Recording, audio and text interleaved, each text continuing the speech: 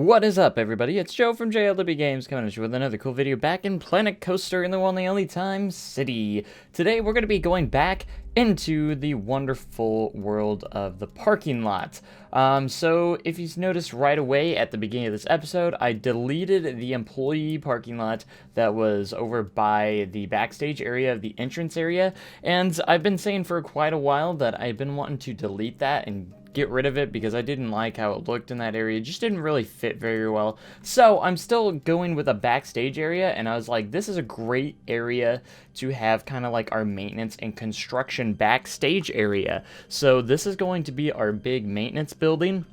Going to be the main maintenance building of the park that can also receive shipments. There's going to be multiple areas of maintenance and construction areas. This is going to be like the big main one though, out of all of them. We have one in the back of the park that I still need to kind of fix and change a little bit, but this is going to be the one in the front of the park that's going to be kind of the main thing. We have another one on the other side as well. It's kind of a smaller one for the other side. But, yeah, I wanted to just have some maintenance areas and backstage areas that just kind of fit the entire area. So this was a great area, I thought, and overall, it looks 10 times better than that open, ugly parking lot when you're zoomed out. It looks like a nice, you know, pretty nice, clean maintenance building just overhead now. So it's very nice, and this is easy to detail because it's a backstage maintenance building.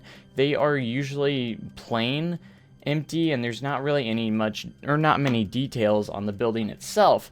So I decided to go with a very plain building, of course, that does not have many details, but has some, you know, a couple of windows here and there, and then also a parking lot with asphalt on the outside of it. So there's still some employee parking for this area as well.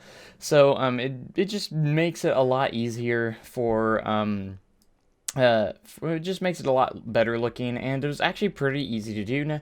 It was pretty simple, nothing too fancy, but I'm actually pretty proud of it. I still have to connect it with the rest of the park and everything, but overall it turned out very good. So this episode we're going to be focusing tons on the parking lot itself and everything like that. So that's going to be the main thing of this episode, is working on the parking lot. The next couple episodes, we might be working on the parking lot and entrance area for quite some time now, just to kind of get it done and ready. I did a park flow test after this full episode to kind of see where the guests kind of flow to, what I can make better, and everything like that. So there's a couple things I do need to work on. The Jurassic section got the most popularity, actually, and the Apocalypse section was the second most, and these are the two most completed areas, so I'm going to assume that that's the reason why. And the Roman section was third, and then the sci-fi section was last, because there actually wasn't a pathway going to the sci-fi section. Only you were only able to get there through the monorail. So hopefully we'll change that up after we get the time portal to the sci-fi section soon.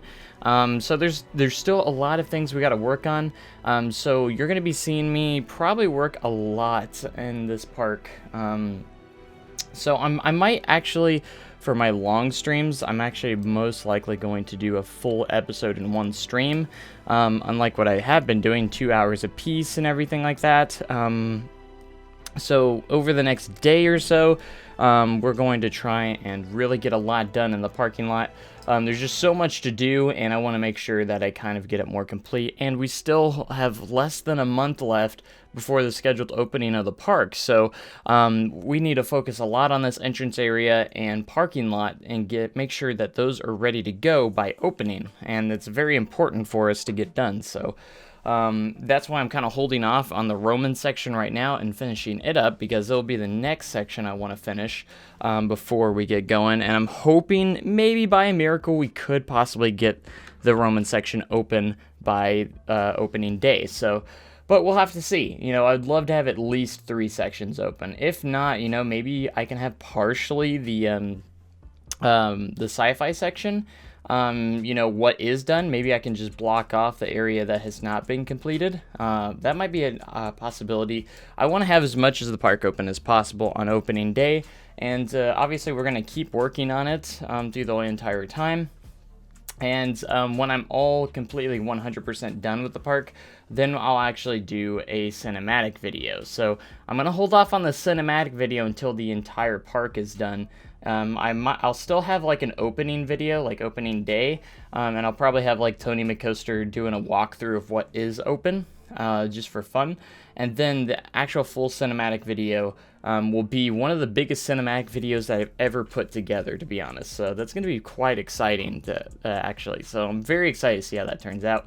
But anyways, when we did the crowd flow test, I wanted to see how many guests would come into the park, and I actually got 21,000 guests inside Time City.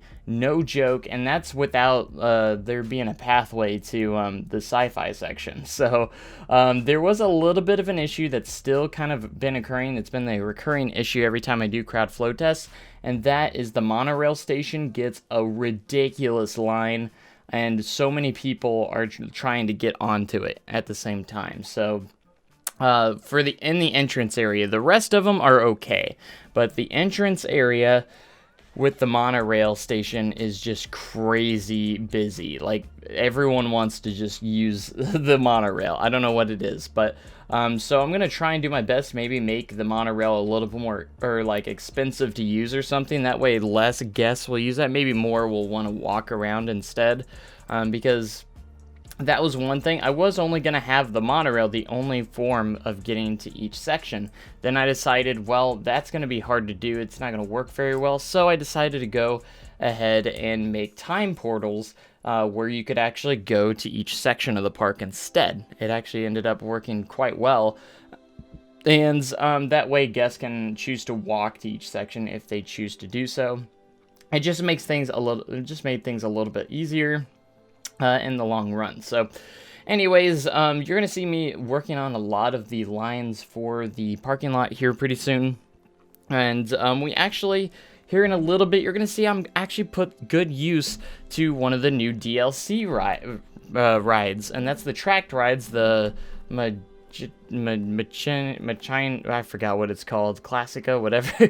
The new car tracked ride is actually what I put used to in the parking lot, because I place it down and make a track almost exactly kind of like how I did the tram ride, and I'm gonna use it to make it look like it's some cars actually driving into the park. So you can actually see some cars driving around. Now, it is a very classic kind of style car. It's not like a modern car, so it's going to look a little bit out of place. But when you're zoomed out, you can't really tell that much. But it's kind of an interesting concept that I thought. And I was like, you know what? No one else has done this with their parking lot before that I have seen. If anyone else has done this kind of idea before, please let me know. I'd love to see how they do it.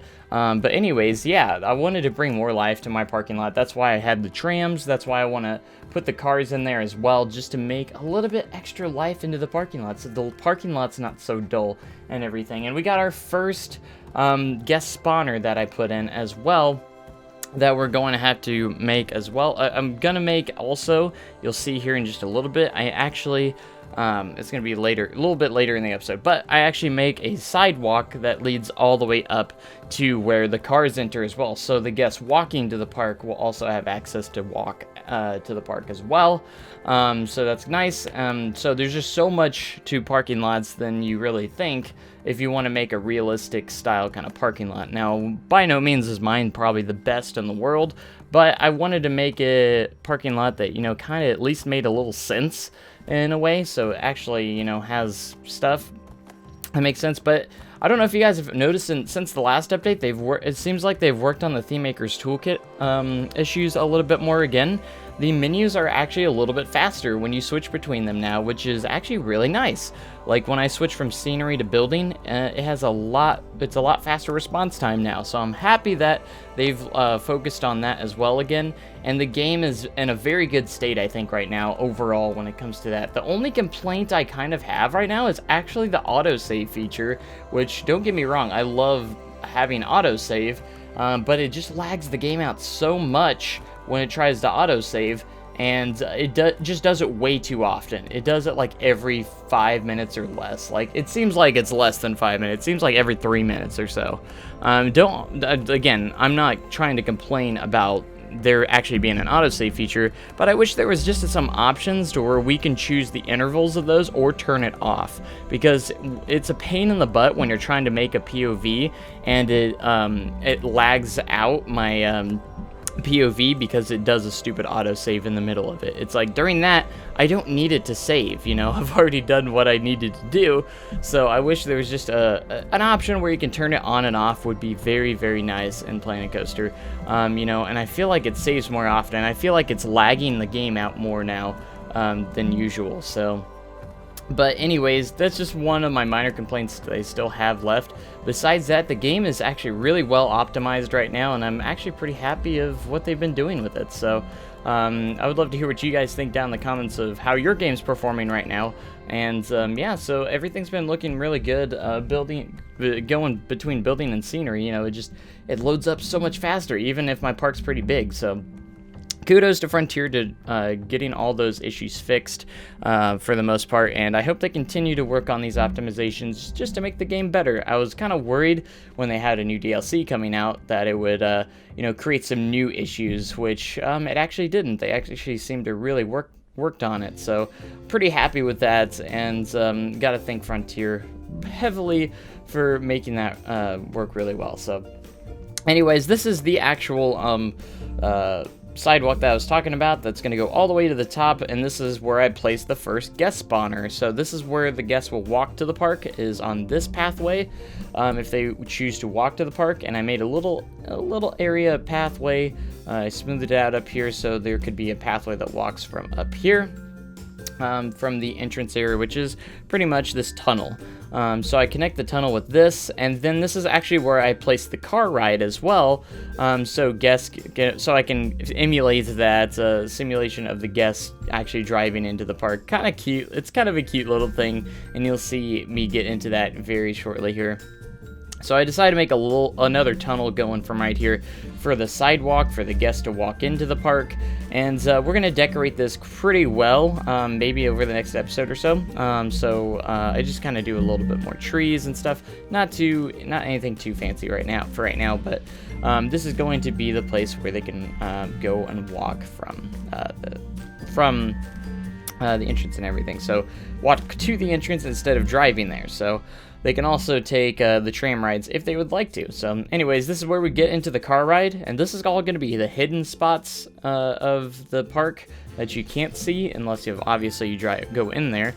But this is where I'm going to have the car kind of just driving up to the park. I'm actually going to have it stop at the toll booth, which is kind of an interesting thing.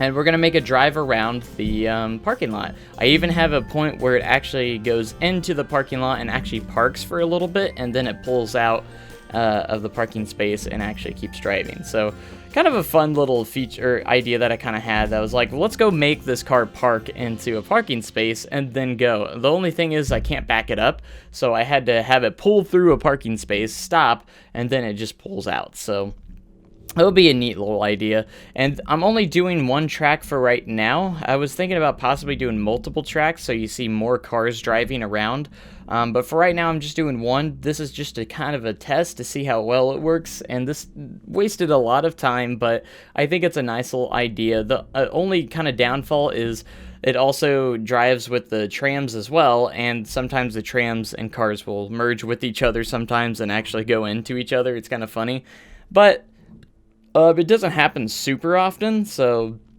I guess it's not too bad. So anyways, like, we take this here and then we have it parked. It took some changes in here and there because I had to go down a hill on the road, so it kind of made it a little difficult at times to kind of make it work, but it ended up working pretty good. And then we have it exiting the park in the end as well, going through obviously here, and it's all one-way street, so there's no leaving the park the same way. You have to go around the circle to leave the park, and I need to make some one-way street signs. That way the guests are aware, obviously, if they're driving, that they're going to have to go around this one way. So this is the exit road to exit the park right here. So it kind of goes up to the same spots, And that's going to be about it for the car ride, which is pretty neat. And guess, when I did the crowd flow test, guess we're actually riding this, which was awesome. And I put on the license plate Time City Bound, and I just wanted a nice little red car. I think it would be nice if we could recolor the other cars as well, like you could actually color each trains. This is actually a feature I've been wanting for quite some time that you could do in the older games, is actually recolor separate cars. So if even for roller coasters, even it'd be nice to recolor different trains, different colors, because that's actually a thing in real life, So that'd be kind of a cool feature. I think a lot of people have been requesting that, including myself. It's one of those minor features that I would like to see. It's not something I'm going to like scream and holler at if I never get, but it's one of those neat minor features I would like. One of my minor requests that I think would be really nice for the game. So it might be major for some people, but for me it's a minor feature that I would love to see get into the game as well. So there's a lot of different bus stops that I wanted to get in here, and for the tour bus, which is technically our shuttle ride that takes you to the park. I had to cover up the station. Again, I wish we could put stations underneath the ground, just slightly underneath the ground, or have like some sort of invisible track would be kind of cool for this. I don't think that would ever happen, but anyways, I get by with trying to do what I want to do, so or if I could put paths over the top of it would be kind of actually help as well. But anyways, we kind of get by with what we can do. I just use art shapes to cover it up and try and blend it as best as I can. It obviously is going to look a little bit different, but there's not much more I could think that I could do with this, but it ends up looking pretty decent, it doesn't look bad or by any means. So and by no means am I a parking lot expert, so I'm still trying to learn how all this stuff would actually look in real life. So but it looks pretty good, and I'm pretty happy with how the parking lot's shaping up overall. And so a lot of line work is going to obviously be coming in. I'm going to be adding like a traffic light at one of the intersections as well, which is something I need to do, and we'll go from there. So just a lot of things that still need to go into the parking lot. The parking lot's probably going to take a lot longer than I originally anticipated to finish up, so it's one of the important spots I think that needs to get done before the park opens, obviously, because guests need a place to park. So and if you know me, I'm very much a realistic style kind of builder, so I want to try and keep to that realism as best as I can. So you're going to probably be seeing me place a lot of dashed lines here pretty soon in the next few streams and episodes. So anyways, and there's still another lot that I kind of want to build. I still want to build one more lot, and we'll see how that goes though. I want to build a lot that actually has like bus parking and everything a little bit, and a little bit more of overflow parking as well.